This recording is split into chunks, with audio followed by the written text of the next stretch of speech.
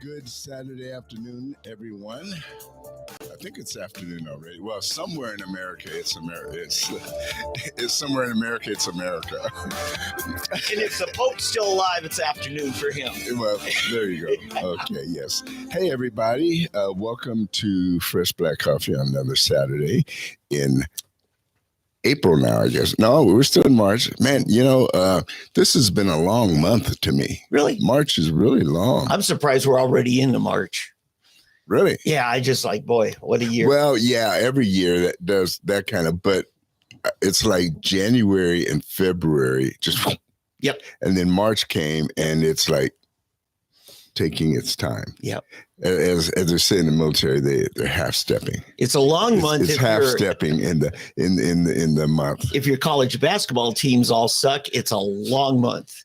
Hey, actually, it's over now. Hey, by the way, that reminds me, I don't follow basketball, but how is Texas Tech doing? I think they're still top 10 in the nation. Really? And how in the Big 12 men's tournament? I'll have a report for you a little later in the show. You. Stand by, folks.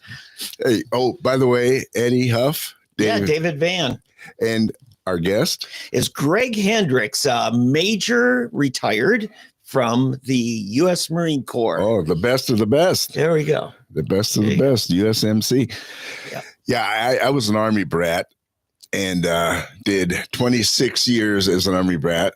Actually, I only did 21 because my mom and dad weren't officially married until I was 5. Sure. And my dad was gone until I was 5. And he found out later he had a son after you were born, right? No. Oh, really? Okay. No. See, Dave likes to always tell my story, even though he doesn't officially totally know it. He feels in, I should get him to write a book. It would be the most wonderful book.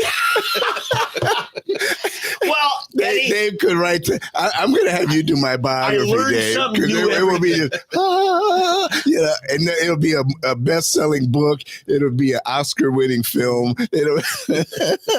I learn something new every day about you, Eddie. Yeah, okay. You got layers. Layers. But you're going to be my official biographer. There you go. I'll take it. My official biographer. You just went to my head. Anyway, it's always great to meet a veteran, and so it's always good, because I can share in some of that secondhand. I got the easy part. Yeah, I didn't have to go through any basic. I didn't have any duty, any of those 5 a.m. You were a brat. I was a brat. I was a true brat, and I didn't have to show up and for early morning calls. I have a son. He's in the Coast Guard, and so he does have to do that. Although I have to tell you, and make sure he never sees this. He had duty in Hawaii. His first after the academy. It's rough. It was rough. Yeah, he would work from like 7 to 1, and then they would surf all afternoon. Oh. And then when they were on their cutter, they had duty going up and down the coast of the West Coast, from like San Diego down to I guess Panama. I think they even went further to the top of South America on the Pacific. But and they would have these ports of Acapulco. Yeah, right. And but they would call ahead, and they'd be shored up for like 2 weeks at a port. And then what they would do, they'd call ahead, and they all had, this is what's crazy, they had fishing gear and surfboards on board their cutter. So they would call ahead, they'd go in and have rented some bus or some van, and a bunch of them, take them to the top surfing places or fishing, and then they'd be gone. It was like, are you serious? This is where my taxpayer money is going. It was like heavenly duty. Now, they did, when they were out, they did stay out and they did the work, you know. Hey, they didn't have golf courses like all the Army bases have. Yeah. And Air Force. Yeah, and Air Force. Yeah, that's true. They all have officers' golf courses, right? He didn't have that. So he had to settle for surfing. That's true. With the public. That's true. I don't know what the Marine probably doesn't have anything. I mean, I don't know. No. Anyway, we're telling all the secrets of our hardworking, very deserving military here. We're bursting bubbles here, but no, seriously though. My dad, he did 26 years, and there was some hard. I mean, it was tough. You know, he'd be away from my mom for a year at a time. You probably had some duties where unaccompanied tours, as they call them, without families, and in Korea, it's hard on Vietnam. families. It's really hard on the families. Yeah, especially during wartime. Yeah, and you guys were on ships too. The Marines. I don't know if some you of us. personally, I wouldn't, but yeah, some of us were. So would have to be on good. But anyway, hey, welcome very much to our show, and so you are here. We have an election coming up for the state chairman, state party chair, vice chair, chairman and vice chair, and you are here to tell us about one of our candidates for the chairmanship. Could I ask him to tell us a little bit about yourself? Yeah, Greg. I'm sorry. Sure. I got off active duty mainly because of the family. It's really hard on families, and I got hired on at American Airlines. Oh, before what was your rank? Oh, you're cutting out. I know what's going on. I retired as a major. Oh, I see. Okay, I'm sorry. You retired as a major, major in the U.S. Marine Corps. You're right. All right. Thank you for your service, by the way. Yeah. Okay. And but I got off active duty originally. I was a captain when I got off active duty, and I was in an aircraft maintenance officer. But every Marine officer is trained in 6 months. They have to go through the basic school, and they're trained in infantry tactics, to where we can be unlimited ground. We can go anywhere. And but my primary MOS was aircraft maintenance. And then when I got off active duty, I got hired on American Airlines, and then I started missing the Marine Corps, and I went and joined the Marine Corps Reserves. And the unit I joined was a ground unit, anti-tank training company in Broken Arrow. Sure, on Lynn Lane, right? Right. Yep. And when I joined them, I was a captain, but then later I ended up getting promoted to major, and I took over the whole unit. Congratulations. And then that's when 9/11 happened. Oh, right around that same time frame, a little bit, and like as soon as 9/11 happened, I got promoted to major, and I took over the whole unit. Sure. And then I started sending Marines, not all at once, but started sending them to Afghanistan and also to Iraq. Okay, so what was the name of your unit? Anti-tank training company. Company. It's a tow unit. Okay. What's it? The local unit. What's identified? Normally, it's a number, right? Well, it's under the 4th Marine Division. Okay, 4th Marine. And okay. So it's a 4th Anti-Tank Training Company. Okay. And they were mobilized at what point? We didn't mobilize the whole unit. Oh. We only mobilized certain tow sections. And the way it was is we had Marine Reserve infantry units that would get mobilized. So you're constantly feeding. Right. And when they got mobilized, it would mobilize that group that was stationed at Broken Arrow. Gotcha. That trained with them. Yep. And they trained, and then see when we did our two-week training, we would have a tow school, but then all of our tow sections disappeared. They went to every state where there was Marine infantry units, and because that's who they would go to war with. The infantry, the tows gave the infantry an anti-tank capability. Right. And they needed to work with infantry. Yeah. And for our civilian friends, the tow unit, you can fire it and then actually steer it because there's wires. Right. Right. 2 wires. So if the tank all of a sudden goes to a stop or a turn, even after you fire, you're aiming. Right. You have to, and you can't, the tow you have to keep on the tank. Yeah. As the tank's moving. Yeah. If the tank's shooting at you, after you fire the missile, you still have to keep the sights of the TOW missile launcher on the tank. That's courage. You can't move. Yeah. Your vehicle can't relocate to another. If it starts getting very, very dangerous with rounds coming your way, you still have to stay still. Gotcha. Okay. That's for our civilian folks like me. So good. So I think at some point you met a Marine from Sallisaw. Tell us about that. That's when I ended up getting, I got trained into another, it's under the Special Operations Command, Civil Affairs, and that got me to Iraq. I did 2 tours in Iraq.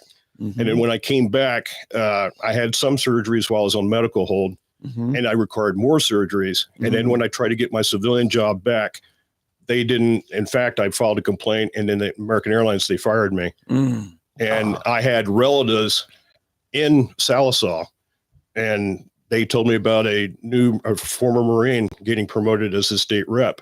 And here I am needing more surgeries, no job. And in addition, my retirement pay was messed up. And like 1 month, I got nothing. Only like the military can mess things up. That's right. Yeah. And then 1 month, I got $100. So I'm having to live off the free will of my relatives. And my relatives are like, there's a former Marine that's a state rep. Maybe he'll help you. All because you served. Right. And I went to him for help. And the guy I went to for help was John Bennett. John Bennett, newly elected state rep, right? He was elected state rep. He had previously worked for the VA. And that's what he told me when I walked into his office. And in fact, I had a cast on my right leg. I had my 3rd ankle surgery. Now, is this injuries sustained in the line of duty? Yeah. Okay. All of them were. Okay. While I was out on a foot patrol, to meet since I was trained in Arabic, I was out on the foot patrol. I injured it and twisted it from running to keep from snipers shooting me. Okay. We ran, when we go to the government center in the center of Ramadi, the standard operating procedure was to get out our Humvees and run for the door as hard as you can. For those that don't know, Ramadi is Iraq. Ramadi was the provincial government of Al Anbar, and it was a city of 500,000 in Iraq. Okay. And at that time, it was, in 2005, it was very, very, very dangerous. Sure it was. So here you are, an officer having to go to an enlisted man for help. Yeah. And when I walked in, I noticed all the Marine stuff in his office. In Sallisaw. And I noticed first sergeant rank on the outside of his office, on the outer glass. Okay. I saw it everywhere. Sure. But one thing that struck me kind of strange was I didn't see any pictures of him I heard rumor that he was a combat veteran, that he saw combat in Iraq, but I didn't see any pictures of him in a helmet carrying a rifle with all the gear on in Iraq. And every single combat veteran that I met in Iraq has those pictures. And it struck me strange why he has pictures of him in the ball at the Marine Corps ball, but no in dress blues. Yeah. And he had Marine stuff everywhere. I heard there was a motorcycle accident at base on the East Coast. And I heard that too. Yeah. Later, not then. Yeah. Yep. But I turned around and I saw his shadow board with all his medals and commendations. And I saw at the very top, the Purple Heart. And I asked him, John, when did you get your Purple Heart? And he said, Second Battle of Fallujah. Well, I know that the Second Battle of Fallujah was in November of 2004. And how I know that, I was a senior watch officer in New Orleans, and I was getting all the casualty reports. They were coming in both active duty and reservists. And that was hell on earth, and that battle. And then everybody that survived out of the insurgents that survived out of the Battle of Fallujah in 2004, that we didn't wound or kill, they went to Ramadi in 2005 when I was there. Yeah. And now that would, for people to remember, I remember seeing pictures of officers hung from a bridge truss. And that was Fallujah. Yeah. Fallujah. Yeah. And that was, they hung the contractors. They were security contractors. And then they dragged their bodies through the street. Sure. But what I know from being there was a large portion of people on the FOB, which stands for Forward Operating Base, that would never leave. Never leave the wire. There's a smaller portion of Marines and Army that would leave the wire and actually go outside and face the danger. We had support people. We had supply. We had lawyers. We had accountants. all military, but they didn't go out on patrol. Right. And then we had administration. And I saw some numbers when I think it was either my first or second tour. I saw numbers of a ratio. This is Iraq, not Afghanistan. Per every one combat, what we nicknamed trigger puller that left the wire, there was 12 military that stayed on the fob. Yeah. But on a large scale, probably the most heroic and toughest battle was probably Fallujah.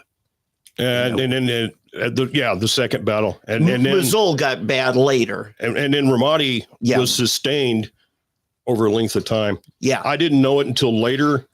I saw on YouTube a Army staff sergeant that was a sniper, and I know where he was in Ramadi. It was Operation Post Hotel, which is right on the main drag that went through the center of the city.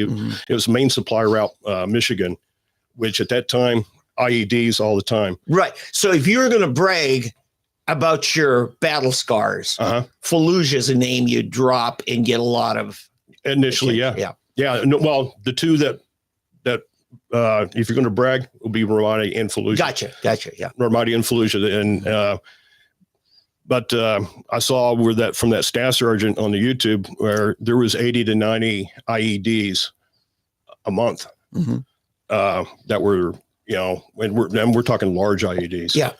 And that was Ramadi. Yeah. And, but we took a lot of casualties in both places. Okay. And when I met Mr. Bennett, I asked for help because I laid everything out. This is why I'm getting paid. I'm not getting paid anything. My civilian company fired me. When I made a complaint trying to get my job back, they actually changed my status from, military leave to termination. Oh, which you can't do that, but they did.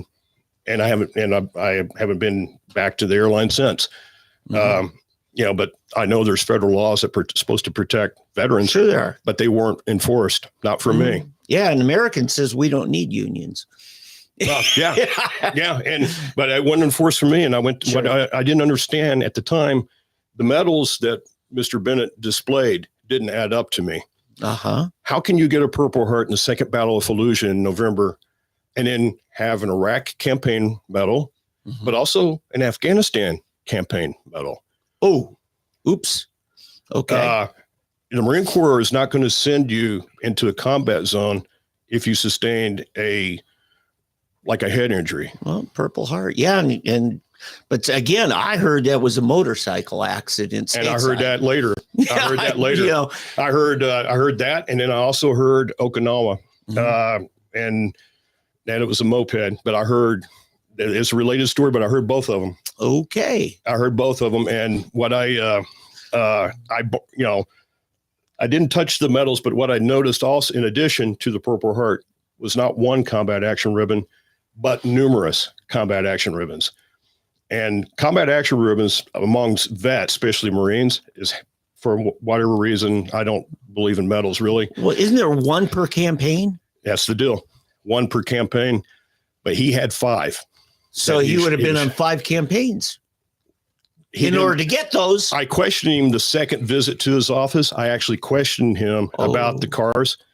And he said, yeah. I go, John, this is my second visit to his office. I said, that is a lot of combat action ribbons. And he replied to me, yeah, every time I left the wire, I got in a firefight. They're not awarded that way. No. And I actually have the order which says how they're ordered, 1 per campaign. Wow. I downloaded it for you gentlemen today. Okay, so you started asking questions.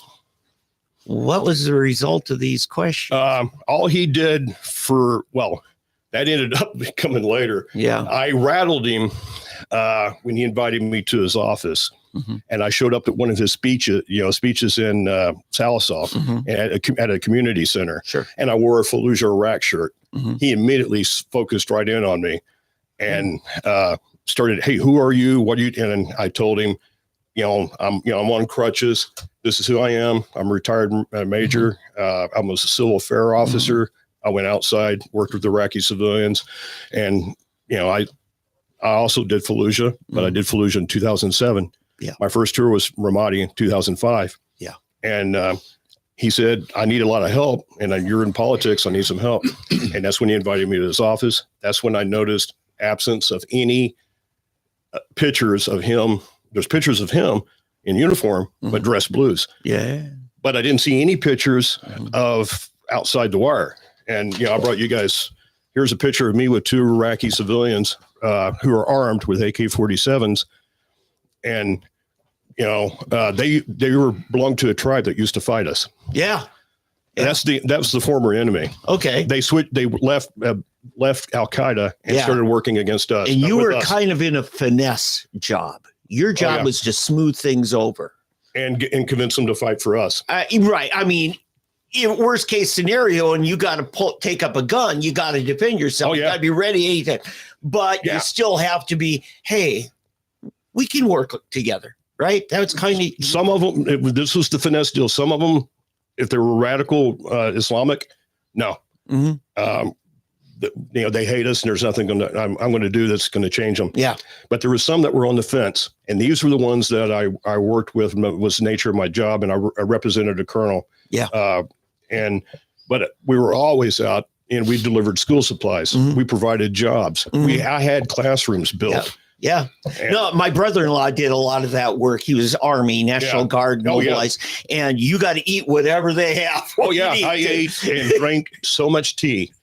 And I never was a tea drinker before I drank coffee, but I became a tea drinker in Iraq. Don't they eat goat? Oh yeah, I had goat. Yeah, goat. Yeah, I had goat. And here's a shoe drive. Okay. There's other pictures I have. Okay, you're getting kids sandals and shoes. I had shoes brought over from elementary schools. Oh, so this is your baby. Yeah. Okay. Yeah, I had shoes brought over, and this is a picture of my Humvee. This is in the center of Ramadi. The Bradley is burning. Yeah. My vehicle is right over here. We just went right past, blocked the next intersection. And the gunner from the colonel's Humvee took this picture. And then my Marines got the picture from the gunner. And as I told my Marines, that's a cool picture. But when we're in downtown, because of the high threat of getting shot or IEDs or anything, I better not see the gunner with the camera, because we're not going to be, because the gunner is going to protect all of us. Yeah, we need it. And I said, that is a cool picture. But when we go downtown to the center of Ramadi, if I see a camera up in the gun turn, I'm going to break it. Yeah. So the Bradley took the hit in its burning. And the Bradleys generally are supposed to be safer than Humvees, right? Not with the Humvees. Not with they knew where to hit it. I asked the Army National Guard. Yeah. And they had a hidden in the trash. They had a hidden IED. Oh, that's it. And they just use flip phones to activate them. Right? And then we would jam those signals. Then they would do where they would command detonate it. You had to have a guy watching and touch the wires to the car battery. Yeah, hardwired. Yeah. Okay.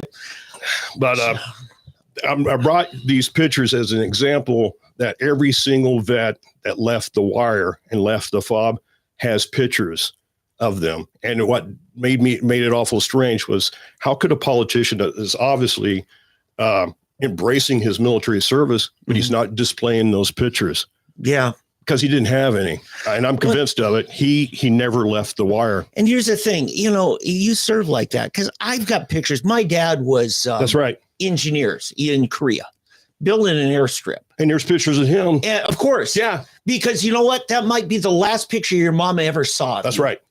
And you want them to know, this is what I'm doing. That's right. It's just, you don't even have to tell people that.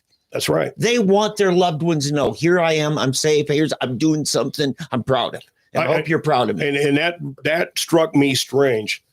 And what also got me was he didn't help me. The only thing he did to help me was he handed me a card and said, here's a card to a VA. I used to work with her. I was like a patient advocate for the VA, for disabled vets at the VA before I got this job as a second district representative for Oklahoma. He got elected. Right? Yeah, before he got elected. Yeah. And he said, I know her, give her a call. I'll call her and tell her. And that's the only thing he did for me. And she wasn't any good.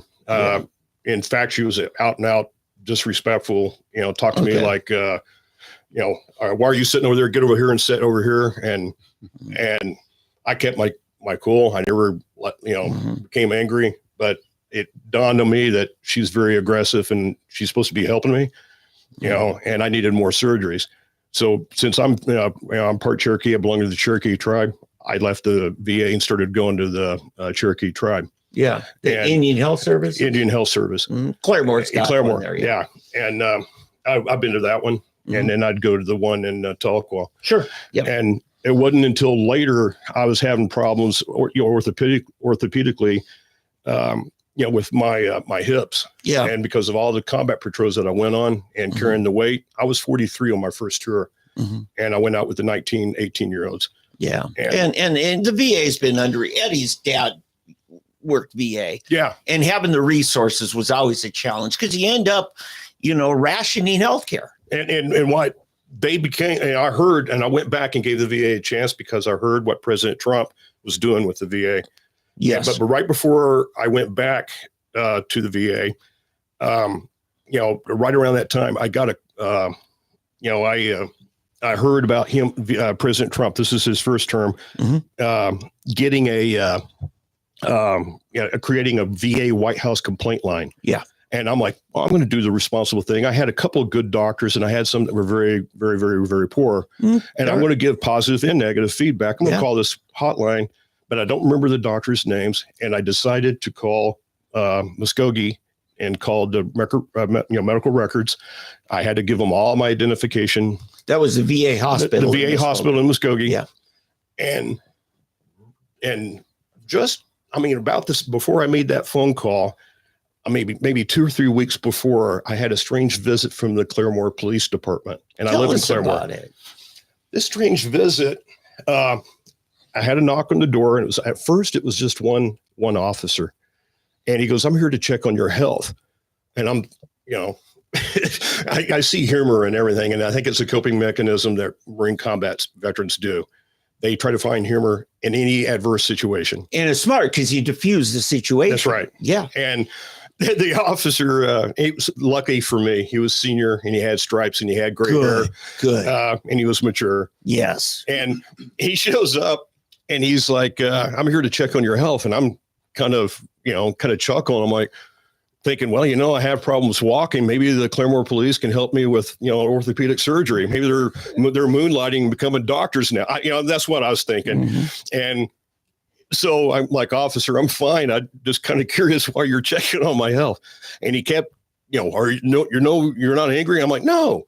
And then I sensed that it was the stigma that's placed on Iraq and Afghanistan veterans. Sadly. And the stigma is PTSD. Yes. And then I told him, "Officer, I did see combat, but PTSD is not my deal. I've never been prescribed a medicine.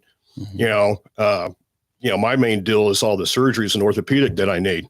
I've had 2 back surgeries so far. I've had 3 ankle operations, and I'm having other issues walking. Okay. And it's from all me carrying the weight at my age when I on my first tour. So you're lucky you got a good officer for the police department came out. I did. And he did fantastic. And then I asked him, and right as I was, he knew that I was calm and I was, completely, not angry in any way.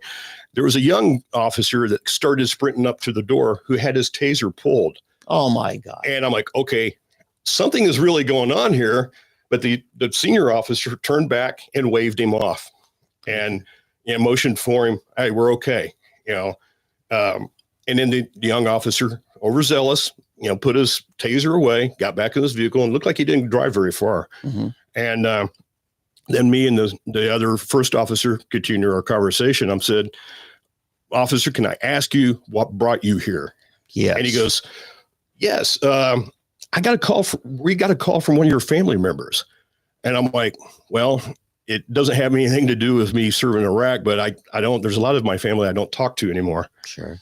And and we all have those. And in particular, that part of the family, to have everybody together, you're going to have a bail bondsman work the charcoaler to get everybody there to, at one location. That's that side of the family. And I don't associate with them. Got it. Sure.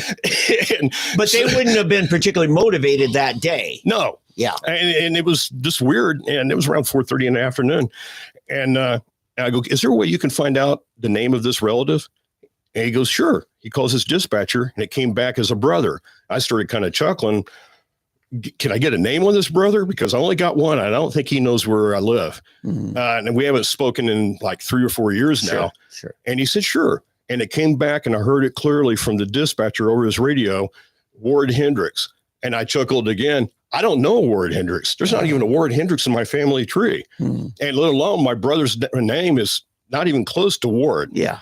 And somebody is obviously using you to get at me. Well, lined officers impersonating somebody else. Right. And so, yeah, I think there's state statutes involved here. But did this happen anywhere close to one of your meetings with John? No, it happened probably happened after I moved away from Sallisaw. And it happened probably a year after that. Okay, so this wasn't like the day after a confrontation. No, okay. It happened about a year after that, and that's another thing. My real brother doesn't even know who John is. I'm convinced of that, even though we haven't spoken in years. He's never lived in Sallisaw. Sure, where John's office was, But then, that's in the back of my mind. But don't you have some relatives down in Sallisaw? Yeah, I do have cousins, and I had some aunts and uncles that had passed away. But their name wouldn't sound like Ward Hendrix. Okay. No. Yeah. And then that's in the back of my mind, that little strange incident. But when I called the medical records department, she said, you have a recent entry in my medical file. And she acted kind of flustered after I identified who I am. And I'm like, I just need the doctor's names. She provided that. And then she said, do you know a Daphne Hillhouse? And I'm like, never heard of her. Well, that was the one that made your recent entry. You say you're no longer a patient at the VA. I'm like, no, I'm going to Native American healthcare. And she goes, you're not a patient. And I'm going, I haven't been to the VA in a couple of years now. See, this was 2016. And I left Sallisaw around 2013. And that was when I left the Muskogee VA. And she says, so you don't know this social worker? And I'm like, no. And he says, Daphne Hillhouse. Hillhouse. And I got those records right here. And that doesn't ring a bell with you, does it? Yeah, okay. And she goes, that's what I'm curious about. How can you have a new medical entry in your VA records when you're not a patient? I'm like, ma'am, that's the question that I have. Is this the same VA that John Bennett worked at? Yes, Muskogee. And he gave you a card for one of his former And he actually told him Muskogee. But it wasn't Daphne they gave you a card to. Yeah. But I don't know if John knows her. But I wouldn't be. Well, he would know a number of people. Yeah. And I wouldn't be surprised if he did know her. Yeah. And then I knew, I go, can you tell me the date of the entry? And it was the date when I had the strange visit from the police. And I'm like, that's not a coincidence. No. And I told her about it. I didn't go into detail, but I'm like, I had a strange visit from the police then. And I went to Tulsa VA, filed a medical release, signed it, and got my records. Then I was shocked to see whose name and who started this whole ball rolling. And it said that VA received a call from the office of John Bennett. Yeah. Okay. So swatting, which has become something in the news because a lot of conservative media are being swatted. That is, you want a SWAT team to show up all trigger happy and on edge, kind of like your taser buddy who showed up. It's an attempted murder is what it is. They wanted a negative response in it. And here is what I got highlighted of my first page of that entry. And it actually claimed that I pulled a gun on civilian workers. In Sallisaw, and then this other guy that the office of John Bennett, had who was my relative, who wasn't my relative, Ward Hendrix, talked to the VA, and that's when he started making all these allegations. Okay. To the VA and about I pulled a gun, and then of course the VA tried to call me on my old number, my old cell phone number, and they couldn't get an answer. And that's the second page. And it talks right here where, the same number for next to kin, NOK, is the veteran's number, and we can't get a response. Well, that's because I've left the VA and I have a new cell phone and I have a new cell phone number. Yeah. Now, the narrative of veteran PTSD particularly is believable because we've been sending guys on 2 and 3 tours or sometimes even more. Yeah. And it has been a problem much greater than Korean or World War II or even though I'm not a doctor, I think, but I've seen it. I've seen the veterans. Yeah. It's what is more of a problem is the over medication that they're giving the veteran. Oh yeah. The benzos. Yeah. And 24/7. And they're poison and they've had a severe reaction and addictive. And at Wounded Warriors in Camp Lejeune, I actually saw one Marine and the colonel of the unit, and I was sitting on the staff, turned and looked at our resident doctor and said, look up every single one of his 6 medications that he's taken. Sure. 3 of them from one doctor, 3 of them from another doctor. Yeah. So it's real. And so when a local cop gets it, he takes it as, okay, this is not strange. This is something we're having to deal with. They've heard, right. Yeah, they've heard. But there's other things that are going on where people are playing up on the stigma that's associated with it. Yes. And it's been my experience that, that I've seen other Marines, if they're taking all this medication, they're having reactions from it, they're more apt to harm themselves than to harm anybody else. It is. My father, spent 8 months in mental hospital that ended up being PTSD and nervous breakdown. But then my whole childhood, he was on tranquilizers. Yeah. The benzos that the VA gave him. And they give them tons of them. Yes. I actually when I went my second trip to the VA in Muskogee before, I'm like, okay, I'm going to go somewhere else. Yeah. They tried pushing 2 different pain pills on me. And I'm like, I don't need these. And they're like, and then the pharmacist actually said, sir, are you escalating? Which made me start laughing. And I'm like, okay, all right, stand down. I looked up at the camera and I'm like, okay, stand down. There's not a crazy vet here, but I'm going to leave. I'm not angry in any way, but I'm going to leave the medication here. Yeah. And I go, I'm sorry. That's not help. That's stigma. And when I had surgeries on active duty, I only had 1 pain medication, not 2. And they weren't even as strong as these 2 that they were trying to push on me. They were very, very strong. Yeah. And I'm like, I don't need it. Here, take it. Yeah. I'm sorry. Well, anyway, we're getting off on something. So basically this John Bennett, now when he ran last time, I was one of those who recruited him.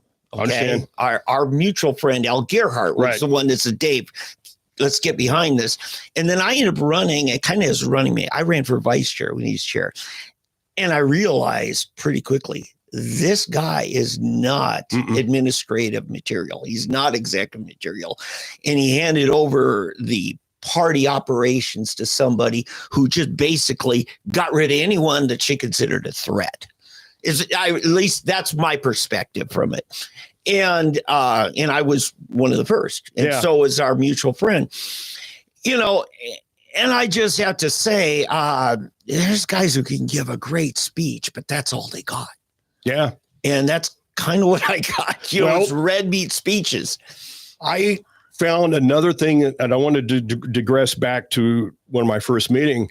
The guy that was, and I kind of suspect, I don't know for sure, but I suspect that the guy that was my quasi brother was the guy that I met outside his office. It was kind of like his office manager in Sallisaw. Yeah, you were in town that day. Yeah. You went to his office, and then where'd you go? Well, his name is Alan. And right as I was moving from Sallisaw in 2013, I ran into Alan. And this might have been why I had that visit from from the police, but I ran into Alan, and Alan, I was at Walmart and I saw him, and I had back surgery. Yeah. You're hobbling, not on crutches. No, not at that time. I finished that one, and I finished that surgery. Slow. Well, my new surgery that I'm recovering from was back fusion, and I had a back brace on. I'm sorry. And I was moving from aisle to aisle, and this guy was getting real close to me and closing and he's a very large man. He's, I don't know, pushing 300 pounds. Okay. And bouncer type. Yeah, big time. And, but one of the things that when I first met him, in the first visit to Mr. Bennett's office, he turned around and asked me, he goes, so you're a Marine? I'm like, yeah, I'm retired now. He goes, where you retire at? I'm a major. And then he said, well, I was in the Marines, but I got kicked out. And I'm thinking, why would a first sergeant have a former Marine that was kicked out working for him? Yeah, slang term for dishonorable discharge. or less than honorable. Yeah, less than Yeah, general discharge. And a first sergeant, especially one that's involved in politics, why would you have somebody like that working for you? You know, you're not a Marine if you get kicked out. Mm-hmm. And but when I ran into him, you know, later on at Walmart, he ended up, I left and walked to another aisle. Then I'm like, okay, he's going to finish looking, then I'll come back to where I was at. Sure. And I did. I looked behind me. He was behind me again. Oh my God. Then the next thing I know, I look back and I have my back turned to him. I get hit from behind, and he, like a body check in hockey, pushed me up, and man, it hurt. And I hit into the rack, knocked some things down. That's how hard. Yeah, because you're not a little guy, but this guy is even bigger. He's even bigger, and he hit me from. And it wasn't like bump into. He checked me hard because he saw the back brace push through you. Yeah, he pushed, and I maintained my temper. I didn't say anything to him. And he goes, "Oh man, I didn't see you. I'm sorry." And I walked away, and I kept my composure because obviously he was trying to get an incident out of me. Yeah. And I asked to see the manager, and they had an assistant manager that was on shift that day. She came to me, and I go, "You see that large gentleman over there? He's still looking at me." He was by the cash register in the electronics department. And he walked over and said, "You're talking about me." And I'm like, "Sir, I'm talking to this lady." And he goes, "Well, I know you're talking about me." And he trying to get that incident going. And I'm like, "I'm talking to her." And he goes, "Well, you're talking about me." I'm like, "I know who you are. You work for Bennett." And he goes, "Well, I'm a former Marine too." And then I'm like, "No, you got kicked out. If you get kicked out, you're not a Marine." And that spooled him up. And then finally we got him to walk away. And the lady told me, I told her, I said, "Look, I'm not scared of him, but I don't want any incident." Yeah, you're recovering from back surgery. And I said, "Can you get one of your security people to escort me to my vehicle?" Good. And as a witness in case he is out there waiting. She did. And I had two guys walking me to my vehicle. I got in my vehicle. Where'd you go? Went to my parents. As my parents, they were both. My dad was had cancer. Sure. And my mom was also in bad shape. Did you follow up on this with Bennett? That was the second meeting. Yeah. The second meeting I had with Bennett. Yeah. And the second meeting I had with Bennett, I walked in, and I told him about it. And by this point, I was already moved away. By the time I got the second meeting. And I told Bennett about this little incident, and he goes, "I haven't seen Alan in a long time. He lives here in town, but we don't hang out together. He no longer hangs out in my office. I haven't seen him in I don't know, about probably another year or 2 years, something like that." And that's okay. I wanted to see his face, and then I wanted to get a second look at his rack of medals in his shadow box. Yeah. And as I got up, I walked next to his medals. He had his office door closed, and I walk up and I go, "John, that is a lot of combat action ribbons." Yeah.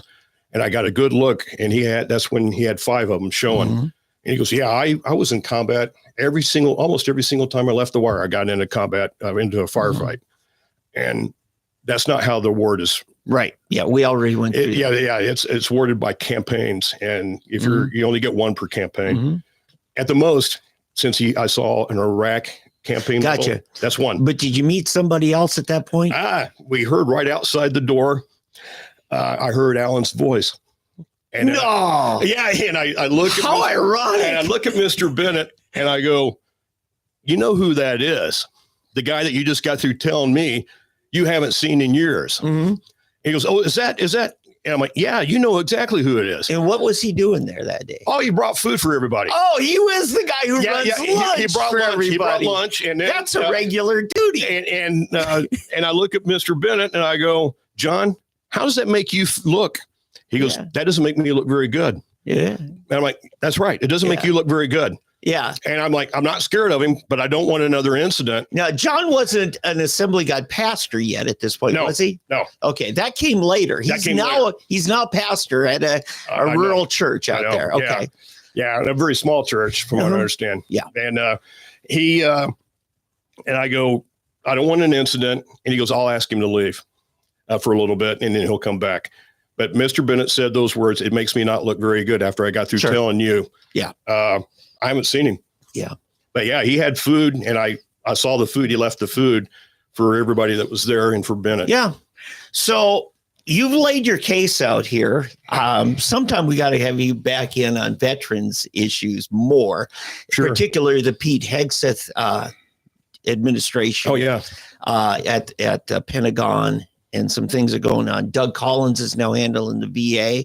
I feel good about that. Yeah, I do too. I think Doug is going to be a good communicator. I do too. And I'm really hopeful on that. So, he's a chaplain.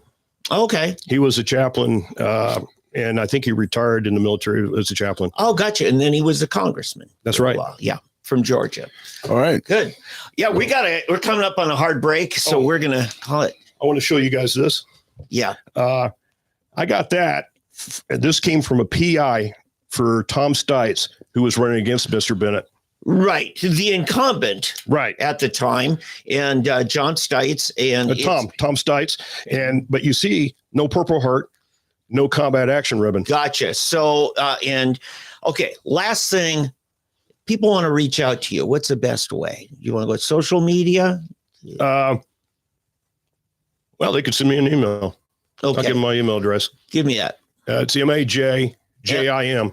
So MAJ, like Mike Alpha, Major. Joker, India, Mike. Short Major Jim. JIM. Right. And the reason for Jim is because my last name is spelled with an X, like the guitar player. Oh, yeah, Jimi Hendrix. So MAJJIM 356 at gmail.com. My daughter-in-law is married to a Jimi Hendrix.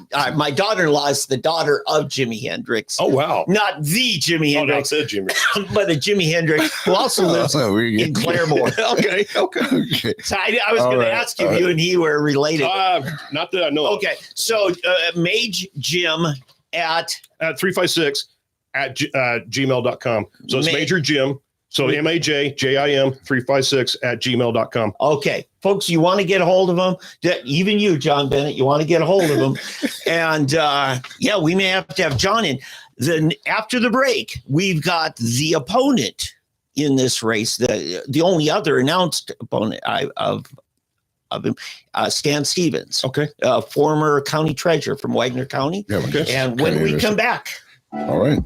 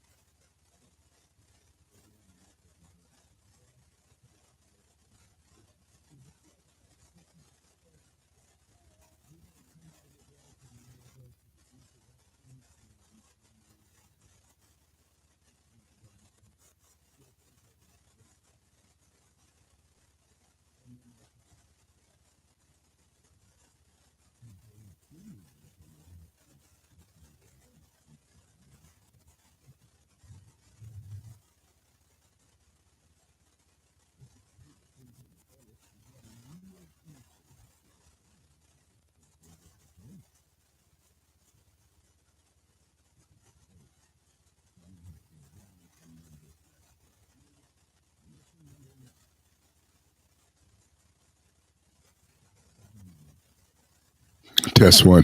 Yes. Test one. On. Yeah. Now you have to be. I'm gonna have to move them over. Well, around to that side. If you want this where you hear all the time, this has to come over here. But can you? Yeah, but see this one, it only takes that. Yeah. So can you put it into where it was working with? Are you mic number 1 or 2? Number 2. You're number 2. Okay. So right there. There he is. Okay. Yep. You shouldn't be able to hear yourself right now. Why not? Well, I can't hear you. I'll tell you that. Oh, yeah. Yeah. Now I can. Go. Yeah. Okay. That's why I forget when I don't have it over here. I can't hear if I'm.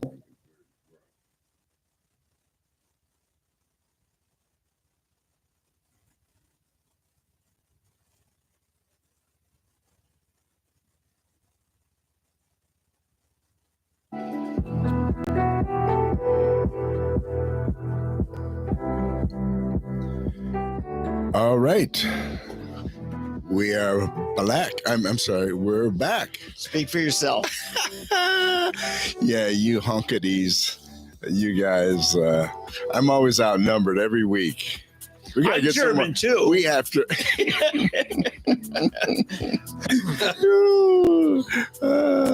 We have fun in here. I'm Irish for whatever that. Irish, Good. yeah. Green. I'm 3/8 green. that and about 5/8 the other. Hey, let me warn you. This guy's everything. He's whatever he wants to be, whatever week it is. Oh man. Okay, we're back. Eddie and Dave and our special guest. Second special guest of the day. Yes, would you introduce our special Yes. guest, please, Dave, as you do so well? This is the guy who's actually been running the office for the GOP for some time now, but wants to run for the office of chairman of the Oklahoma Republican Party, Mr. Stan Stevens. Not just the Tulsa Yeah, for the GOP, state. for the Yeah. state. We of don't have Oklahoma. canned applause, so that's why you didn't hear. Well, Stan's the man. Tell us where you're from. well, originally I'm from Barnesville. Come on up to the microphone. Closer. All right. There you go. Yeah. So I'm from Barnesville, born and raised there. I did go to school in Pittsburgh, Kansas. I'm in sorry. Pittsburgh State. Well, my dad was born on a farm there. Okay. He was the first Stevens to go to college. So he went there. Mhm. My older sister went there. I went there. My youngest sister went there. And she just retired a couple of years ago as Okay. director of career services. So Mhm. anyway, that's why we would go there. But then I came back to Barnesville. I actually lived in Tulsa a couple of years after I graduated. Mhm.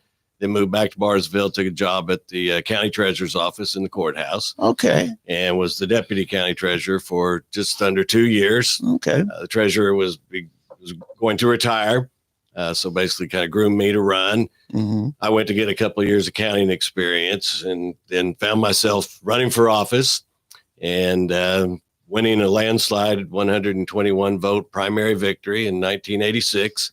That endorsement, I'm sure, helps. Well, it was a close race. It was the old hand ballot. It was the last election. Well, I don't know if it was last, but anyway, the last election I was in that had hand ballots before the tabulators came along. Gotcha. And so in 1990, a Democrat, actually the same guy, switched parties, ran against me as a Democrat. Mhm. And the power of the incumbent and the Republican Party in Washington County was a 5,000 vote victory. So, Okay. and then 3 terms unopposed. Okay. And Wow. so served there little over 20 years, then the office 23 years altogether. And chairman of the Republican Party there, did about 2 terms in the early 2000s.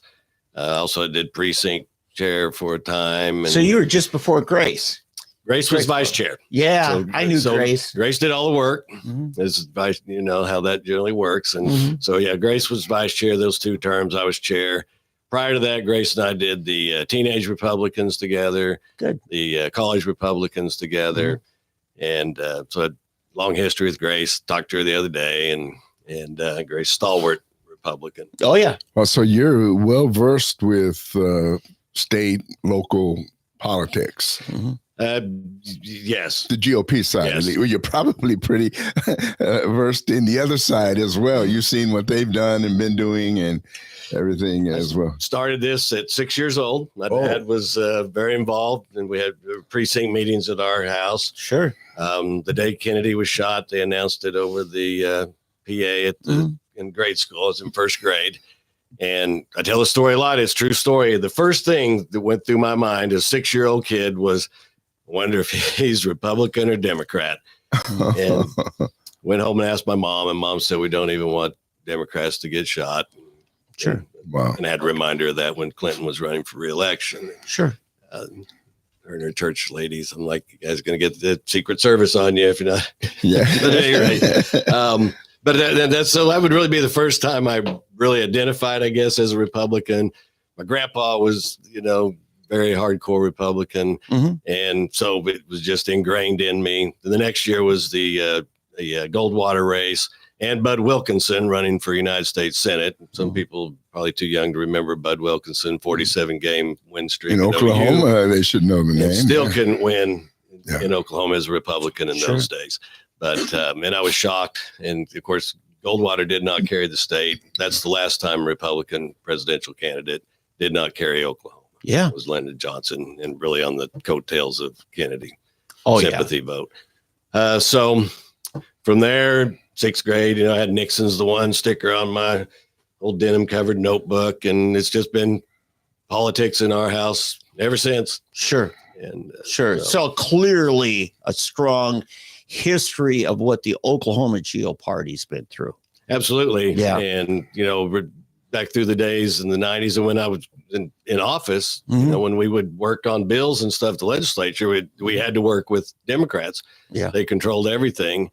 In 85, I went to the first county officers state convention, and they brought in every single elected statewide official and the House Speaker and pro tem, and every single one of them were Democrat. I was shocked by that. I'd been to school in Kansas, and even though I was politically, minded, I wasn't really up to speed, and so I was quite surprised. Because Washington County obviously always been Republican stronghold, and so I was 12 years old before I realized not everybody was Baptist, Republican, and worked for Phillips. Yeah. So, Isn't Bill Price from up there?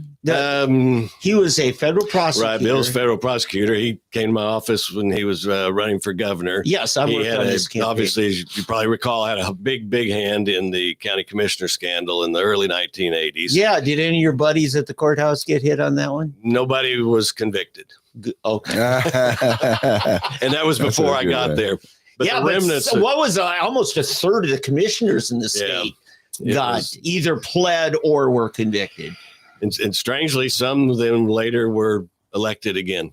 Yeah. And, it was just the kind of the way that business was done in Oklahoma for decades. Texas was like that too. It was largely financial corruption going on. Kickbacks from contractors. Yeah. And so that preceded me, but only by about 2-3 years or so. So the remnants of that, Tom Daxon had been the, actually it was Republican and was the state auditor. Yeah. And they hated him in county government. And I was like, well, I mean, all he did was his job. It's interesting because when I first got here and got involved in the GOP here in Oklahoma, Tom was running for the state chairman, and I supported him, and he didn't make it, but I was supporting Tom. I thought he was a good guy. Very good. Well, he did good work that obviously needed to be uncovered and stopped. And I believe he ran for governor also then later too. Right. Remember that too. Yeah. So. Well, welcome. Thank you for coming, and thank you for throwing your hat in the ring. I have been disappointed in the way the party has been run, actually, and all the way from state down. And I think we've taken it for granted. We have been fortunate to have maintained a GOP stronghold on the governorship and the state offices. But, the cities, municipal, the big cities at least, are really hurting. You've got Tulsa, Oklahoma City, Norman, Stillwater. It seems to be the college towns in particular are where we can't seem to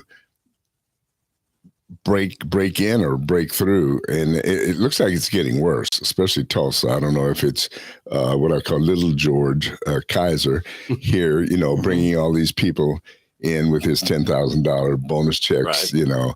Whether that's a part of it or it's just people aren't informed. You've got the newspapers, you got the Tulsa World, plus the broadcast media that, as you know, and your wife was helping on my campaign,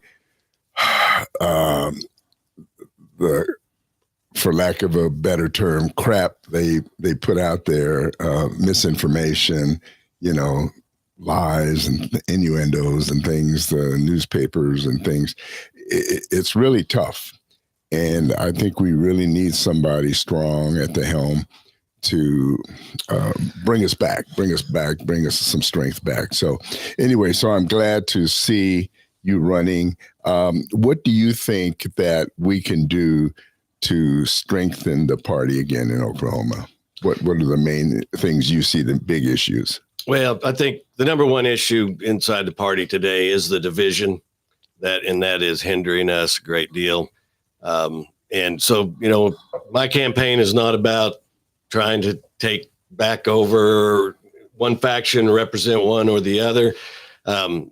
We have to all come to the table and begin to work together.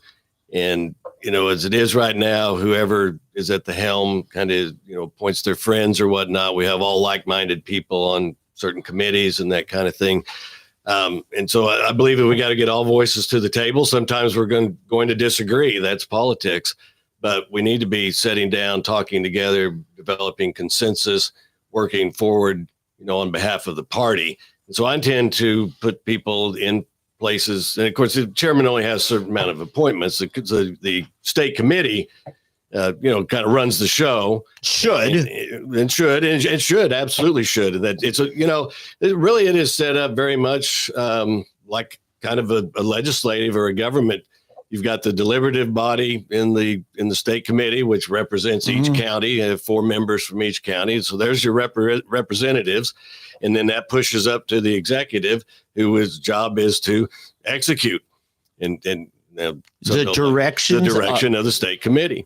And if you want to argue against what they're proposing, you have the time to do that in the state committee meetings, and then the vote is held and you move forward with that. The last person I've seen do it, I'll say close to how we see it on paper, which isn't ideal, right? Was Matt Pinnell. Right. At the time, I gave him guff, but since then, he's become the gold standard. And here's what made him, in my mind, really stand out was his openness about things. If you're serving in elective office in the party, your quote right to privacy or not getting junk mail in your email spam filter or whatever, that's done. You want to serve, we got to be able to reach out to you, including your fellow state committee members. So I'm going to find out real quick, a litmus test, if you get elected, on whether you're part of the problem or part of the solution. Sure. If you give every member of the state committee the contact list of his fellow state committee members so that he can be free to, should he need to, exercise his authority to circulate a petition for a state committee meeting. Why not? Well, it hasn't been done. Right. I thought for sure Nathan Dahm will do it. Shocked that he didn't. He wouldn't even give the list to Wayne Hill, his vice chair.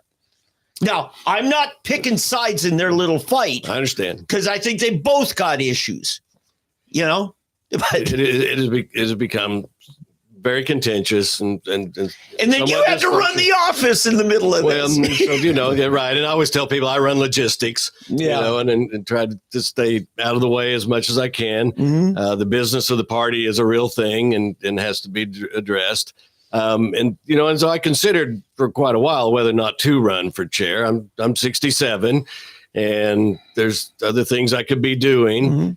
But I finally decided, yes, I wanted to, because I believe that I have the ability to bring us closer together. I don't like using unity. I don't believe that any political party is ever completely unified, but I believe that we can work together, come to consensus I'm not interested in having a fight with the state committee of trying to preempt or those kind of things. What they do, if I want the job, then that means that I want to execute what they bring to me. And when you talk about being accessible and people calling you, so if you're the county treasurer and you're taking people's money at Christmas time, you get pretty close to them. Threatening to stick the sheriff on them if they don't. And so, that is true. And so I was really, I always had the Andy Griffith method, trying to run the office, and I never sold anybody's property. Yeah. And I did too have people said, and generally the people would come and sit on the other side of my desk were in great distress. Yeah. Most people, their mortgage company pays their taxes. They don't, attend to it. But those people that came in wanted to see me were typically distressed. And so listen, Phillips was going through a lot of downsizing. Oh, well, so I took office in October of 86 before the 86 floodwaters even receded. Yeah. I was elected in the primary in August, was set to take office the following July because the treasurer goes on the fiscal year. Yeah. And then my boss decided he got flooded in. He wasn't flooded, but he got cut off from town, and he kind of liked that, and he never came back.